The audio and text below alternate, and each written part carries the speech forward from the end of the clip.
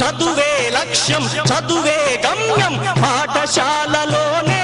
బ్రతుకులు తీర్చిదిద్దుకుందాం చదువులమ్మ ఒడిలో మన భవిత మార్చుకుందాం